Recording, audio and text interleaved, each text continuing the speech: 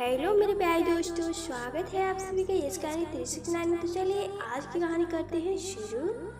मोहन अपने दोस्त की शादी में गया था। जब मोहन दूल्हे दुल्हन को स्टेज पर आशीर्वाद देने लगा तो उसने देखा कि एक सुंदर सी लड़की भी उसके साथ खड़ी होकर आशीर्वाद देने लगी थी। और जब उस लड़की के चेहरे पर मोहन की नजर पड़ी तो वह पागलों की तरह उसके मुंह की तरफ देखने लगा। वह लड़की कोई और नहीं, मोहन की तलाकशुदा पत्नी थी। 2 साल पहले ही मीना और मोहन का दोनों एक दूसरे से तलाक हो गया था। जब मोहन ने 500 रुपए के नोट निकाले, जब वह दूल्हे दुल्हन के हाथ में रुपए देने लगा तो उसने देखा मीना के हाथ में 100 रुपए के नोट थे। 2 नोट थे। पता नहीं मोहन को क्या सोचा कि उसने मीना को भी अपनी जेब में से 500 रुपए के नोट निकालकर थमा दिए और इशारा किया कि दे दे। मीना ने भरी आंखों से मोहन की तरफ देखा। मोहन ने भी उदास सी मुस्कान के साथ मीना की तरफ देखा तो मीना ने हाथ में पैसे दिए। तभी उसका दोस्त बोल पड़ा, ये क्या चल रहा है? मोहन बोला, छोड़ इन बातों को, अब वो तुम्हारी भाभी नहीं है। दोस्त हंसकर बोला, वाह भाई, तुम्हारा भी जवाब नहीं है। अभी जोड़े से उसके साथ आशीर्वाद देकर आया है और कहता है कि कहते कहते दोस्त रुक गया क्योंकि वहाँ मोहन को ढूंढते हुए मीना आ गई थी। मीना को देखकर दोस्त खड़ा हो गया, फिर बोला, अरे भाभी आप आइए बैठिए। फिर वह अपनी कुर्सी मीना को देकर वहाँ से दूर चला गया। मीना थोड़ा सकुचाते हुए मोहन के पास बैठ गई।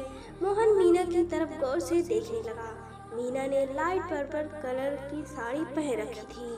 चेहरे पर ज्यादा मेकअप नहीं था, फिर भी वह बहुत सुंदर लग रही थी। उसके चेहरे पर वही पुराने बच्चों जैसी मासूमियत और चंचलता थी।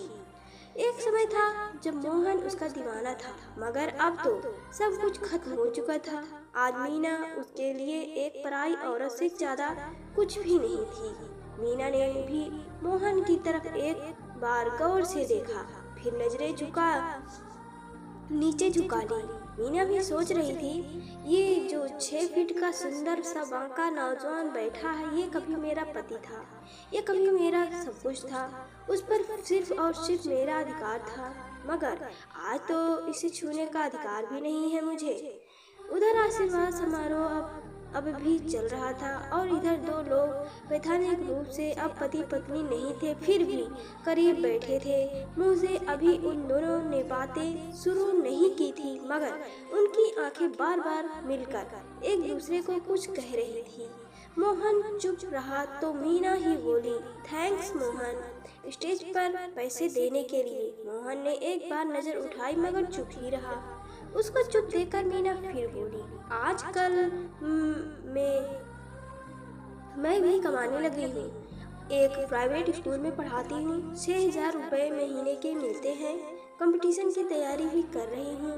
मोहन कुछ नहीं बोला तो वह असहज महसूस करने लगी, मगर वह उससे बातें करना चाहती थी। बोली, ये साड़ी देख रहे हो ना, ये 4 साल पहले आपने ही दिलाई थी। इस बार मोहन बोला, हाँ याद है मुझे, दिल्ली गया था तब लाया था तुम्हारे लिए। मीना बोली, 4 साल पुरानी है फिर भी नई सी लगती है। आज आपकी बुआ की लड़के की शादी है ना, इसीलिए मैं जानती थी आपका पूरा परिवार हाथ लेकर आएगा, इसलिए पहन ली। मोहन बोला, क्यों? मीना ने रुलाई को दबाते हुए आंसुओं को जबरदस्ती रोकते हुए कहा, ताकि आपको मेरी याद आ जाए। मोहन बोला, क्या फायदा है अब याद आने से, रिश्ता तो टूट चुका है। मेरे घर वालों ने लड़की देख ली है मेरे लिए, अगले महीने मेरे उसके साथ सगाई है। सुनकर मीना चुप हो गई। उसे लगा दिल के भीतर से कुछ पिघल रहा, कुछ टूट रहा है। फिर काफी देर तक चुप्पी छाई रही। दोनों के परिवार वाले वहाँ मौजूद थे, उन सबकी नजर भी थी उन दोनों पर।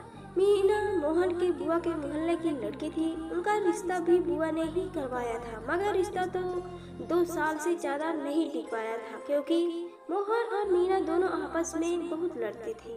उस समय दोनों का ईगो इतना टकराया कि गुस्से में दोनों का तलाक हो गया था।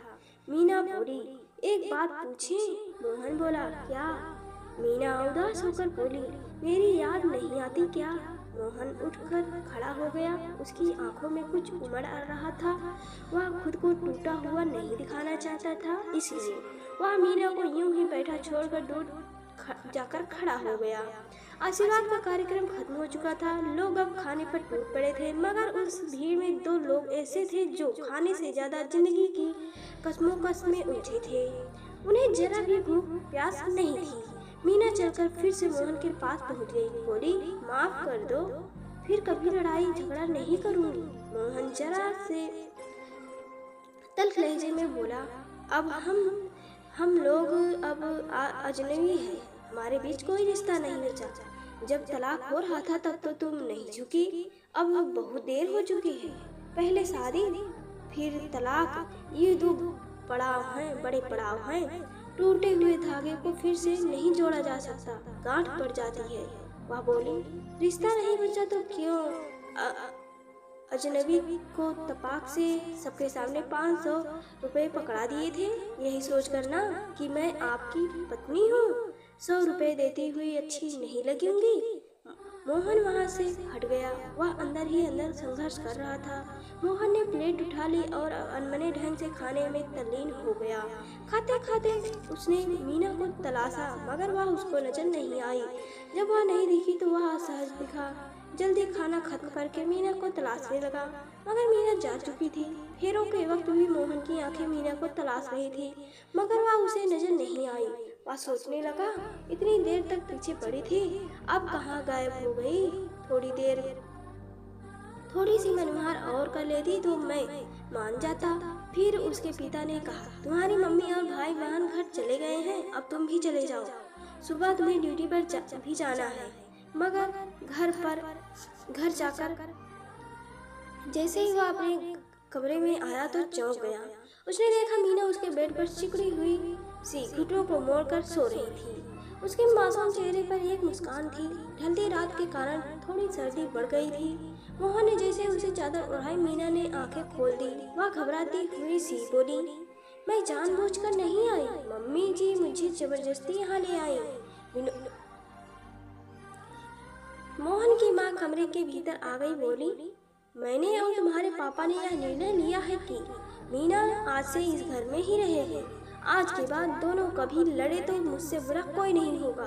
इतना कहकर मम्मी कमरे से बाहर चली गई। मीना मासूमियत से कान पकड़कर बोली, अब तो माफ कर दो जी, बच्ची हूँ, अच्छे बुरे का ज्ञान नहीं है। आपसे दूर हुई तब पता चला कि आपके बिना नहीं रह पाऊंगी।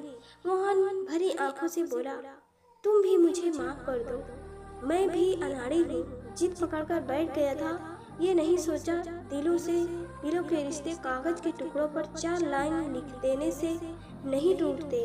जब से तुम गई थी ये कमरा मुझे खाने को दौड़ता था। आज तुम आ गई हो तो इस कमरे में एक सुकून सा लौट आया है। मीना बोली, क्या मैं आपके गले लग जाऊं जी? बहुत दिनों से दिल में एक कसक सी बैठी हुई है, एक बेचैनी सी समाई हुई है दिल के भीतर। मोहन ने अपनी दोनों बाहें फैला दी। मीना दौड़कर उन मजबूत बाहों में समा गई। फिर दोनों एक दूसरे की जान पड़ गई। और मेरे प्यारे दोस्तों, यह छोटी सी हमारी कहानी आप सभी को कैसी लगी हमें कमेंट करके जरूर बताएं। अगर पसंद आए तो वीडियो को लाइक करें, शेयर करें, चैनल को सब्सक्राइब करें। पूरी कहानी सुनने के लिए आप सभी का दिल से धन्यवाद।